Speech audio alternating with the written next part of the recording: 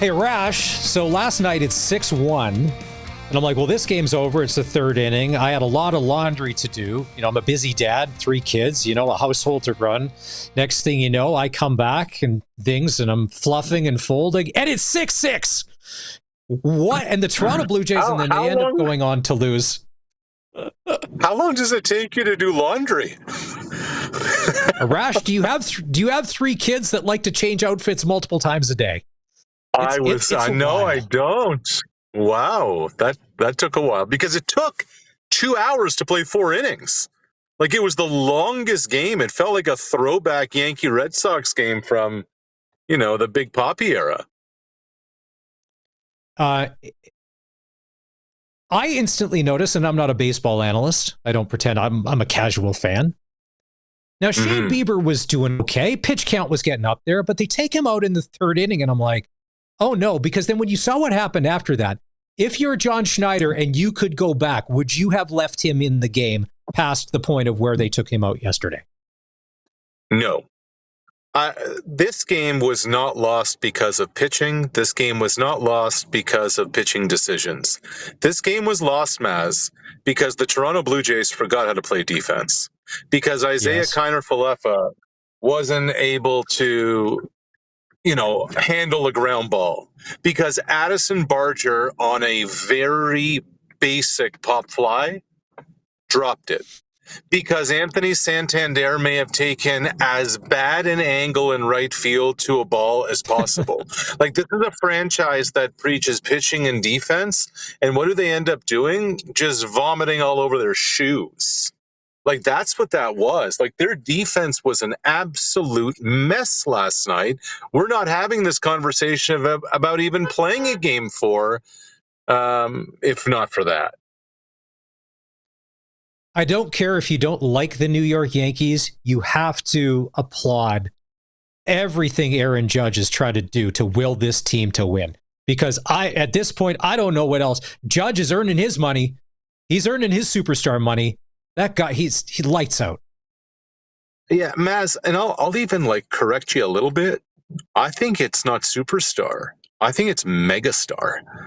Like, Louis Varland threw an incredible 100-mile-an-hour pitch, high and inside, that nobody would have hit, let alone turn on and launch into the sky for a 3-run homer off the foul pole.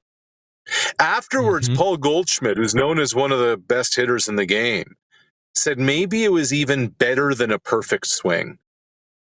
I think what's so cool about what we're kind of watching here is that it's Judge versus Vlad. Like, anything you can do, I can do better. They're going at it toe-to-toe, almost mano-a-mano, megastar versus megastar. And who knows how tonight's going to work out and how the series will go. But if the Yankees somehow come from behind to win this thing, that swing, what Judge did on that pitch, will absolutely be the moment this entire series turned. Playing incredible. Probably one of the things, Arash, that I saw, and this would go back to minor sports, as kids, what you're taught. It's 6-1, and they show the dugout, and he's leaning over the rail, and he's clapping, and he's cheering guys on. Like, I gave up for them. He didn't. You do, because sometimes you don't see that. You see guys that make millions, they pout, things aren't going their way. They're already planning their trip to Cabo or to Cancun or wherever they're going. But not him. He was in there, and I'm like, that really is the sign of a good, well-rounded athlete. And I'm like, so they come back, and then they win.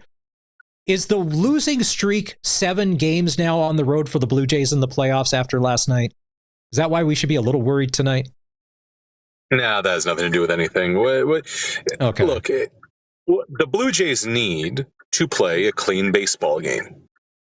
My concern is, I shouldn't say concern. If you're a Blue Jay fan, your concern is, can the offense keep doing what it's done the first 3 games of this series? I don't believe in road losing streaks in the postseason go back,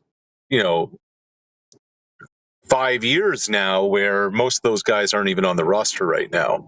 The question is, can this team continue to rake? Can this team play good defense? And it's a bullpen game more than anything else. You're now asking Varland to open it. And then you're asking Eric Lauer, who, Maz, in a lot of ways, in May, June, and July, when a lot of that starting rotation was scuffling, he kind of kept the whole team afloat. Can Lauer go 4 innings for you? 2 weeks ago against the Red Sox, he went 3 1/3 scoreless, didn't give up a hit. They need Lauer in relief to effectively be their starting pitcher tonight. So I think these are the real questions that we kind of think about going into Game 4 tonight. You've got Schlittler on the mound for the Yankees, and they're not in a bullpen situation like the Jays where, if they have to use 5 or 6 pitchers to win a game, that's fine. He looked incredible against the Sox. Now, the Blue Jays lineup, the Blue Jays lineup is different. You're going to see some things. Vlad Guerrero Jr. is going to come up 3 to 4 times. But I'm glad that Schlittler's getting a chance to pitch because, as I think I mentioned on Monday, if they wouldn't have extended the series this far, because to me, he's one of their best hopes as far as starting pitching goes that can get them deep into a game to give them a chance to win, because who else on that Yankee roster? Like you saw it last night with Rodon. Like in first inning, you can get roughed up, and then all of a sudden the game can get away from you so quickly. And here's the thing about Schlittler, which is the same situation with Travich. There's not a lot of film out there on them. There's not a lot of video out on them. There's not a lot of scouting reports out on them. There's not a lot of advanced work that's been done on them because they're pretty new unicorns who have fallen from the sky for both of these teams. So when you watch Savage the other day on Sunday, Maz, you saw Yankee hitters immediately go to the iPad to be like, okay, what can we find here? The same can be said for the New York starter tonight. So that to me is a real piece of intrigue here. Even with Varland yesterday, Judge went to Stanton before the home run and said, what'd you see? Because he'd only faced him once before, and that was a couple of years ago when Varland was with the Minnesota Twins. So there's a lot of, baseball is about preparation and, scouting reports and game plans and all those things. But when there's very little information, very little data, you're just rolling with it on the fly, and that's what you're going to get from the Yankees pitcher today. I want to ask you, so last night, I can't remember the Jay that they said he got hit by a pitch and he took a base, but then replays showed, did he? Because it didn't look like it. Where did you stand on that? Was he hit? Because to me, it didn't look like the ball touched him at all. Yeah, it was Andres Jimenez. It was pretty early in the game, and it's almost like football. They said the ruling on the field stands, not that it was confirmed. So there was just no indisputable visual evidence that showed that the ball didn't hit him. It's weird. Usually when the ball hits somebody in the hand, in the forearm, on the glove, elbow pad, whatever, the trajectory of the ball will change. It didn't in that.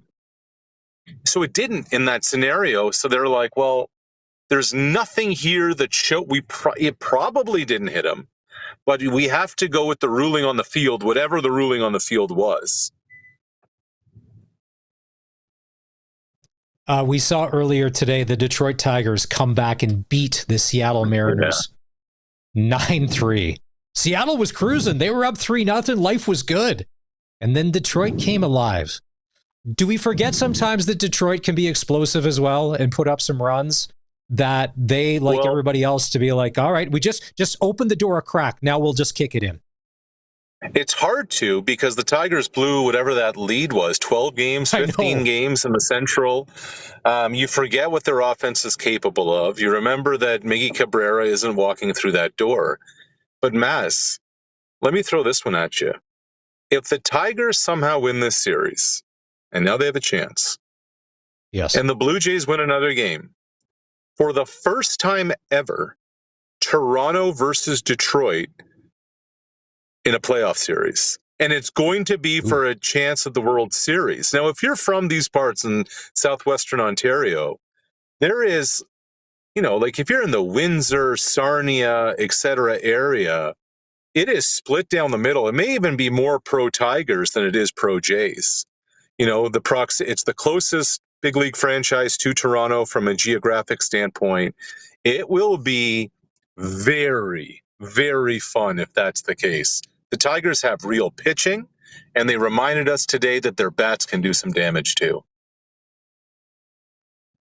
Cubs are beating the Brewers at the moment. 4-1, fourth inning. Milwaukee leads that series 2-0. Think the Cubs have what it takes to win 3 in a row? No, they don't have. They don't have the pitching to do it. 2016 isn't walking through that door, you know. The Phillies are in LA tonight to take on the Dodgers. They're down 2-0. Surprisingly, how they've made some of these games close. I just would assume that the Dodgers could win a 5-game series in 2 games. Do the Philadelphia Phillies have what it takes to come back and win 3 against Ohtani and the Dodgers? I think no. Yeah, I think you just answered your own question. When you're asking the question, it's man. I mean, look, the Dodgers outspend you, they outpitch you, they outhit you, they out everything you. And they're the toughest out in baseball. You know, they're an October regular. They're the perennial division champions. They're the perennial NL champions, and they continue to show you why. Teoscar Hernandez, who is an LA Dodger, was one time a Toronto Blue Jay. Ooh. Could you imagine if he was still part of this Blue Jays roster? When you see the damage that he does for the Dodgers, just doing what he does, just so good. Just such so good. He could, and he wanted, so good. He wanted to stay, and he wanted to come back, and it just didn't work out. Well, I think him and his agent did okay landing in LA with the Dodgers. Yeah, but you think about why Teoscar isn't a Blue Jay anymore. They blow an 8-1 lead in the 2022 postseason, and I thought the front office panicked. You know, trading him for a marginal reliever who's not even around anymore. But Teoscar gives him pop. Now, look, Santander was supposed to be that guy this year. He's been hurt for most of the season. And he finally showed a little bit of a flicker on the offensive side. But Teo's a different beast, and now he's got himself a championship, and he's hungry for another one. I'll tell you a great Teoscar story, Maz, about the makeup of this guy. So we're in Pittsburgh, Friday of Labor Day weekend, 2022, and he's limping around the cage. And I'm thinking to myself, what is wrong with this guy? He just came back off the injured list. So that was Friday evening. Sunday morning, I'm in the locker room before the game, and Teoscar is really limping. And I look down, he's got flip-flops on, but around his right foot, his foot is completely wrapped in ice and tape and whatever. And I go up to him and I'm like, what the hell is going on? And he said, well, my foot and my ankle are in really bad shape. And they said I need 8 weeks of recovery time. And he said, well, we don't have 8 weeks, right? It's the first week of September. So he said, I'm just going to play on it until it breaks. I'm like, what? He's like, yeah, I'm just going to play on it until it breaks because the team needs me and I want to win. That's the makeup and DNA of the competitor Teoscar Hernandez is. Real quick, we'll wrap on this. NHL regular season started last night. Have you had to make any bold predictions of who you think is going to be in the Stanley Cup final this year and who wins the Cup this year? And if you have, can you please repeat them? Because I would love to know. I haven't. I will say I thought the NHL dropped the ball last night. I get that you have to put the defending champs on, but I would have made Toronto versus Vegas part of opening night. I would have had Mitch Marner versus the Maple Leafs as part of opening night, and I think that's something the NFL would absolutely do. I thought the NHL should have done that last night. I mentioned earlier in the show that tonight is the debut of Vegas Mitch, and I think I'm going to like Vegas Mitch. Leafs fans may hate Vegas Mitch if he blossoms into what we think he's going to, but you know why? Because Vegas Mitch, Leaf fans are good riddance on anything, Mitch. Okay. Yeah. Vegas Mitch could be a lot of fun, and the reason why is Saskatchewan's Kelly McCrimmon steering that ship. And I think when you're around Kelly, there's one way to do things. And Vegas Mitch probably met Kelly And Vegas Mitch probably said, "Okay, sir, I'm good," and walked out of his office and went back to his locker and be like, "Oh man, this is going to be different." But we wish Vegas Mitch all the best tonight. And the Connor McDavid countdown clock is now ticking. Set it for 3 years because his contract is very palatable in 2 years, or in that third year, to be traded away, because any team can take it at 12.5, not at 20. Arash, it looks like you're in an Uber or a ride share of some point. I don't know where you're going. Kudos to your driver. It looks like they're maneuvering the streets. Going to watch the ball game, Maz. So going to watch the ball game. Nice.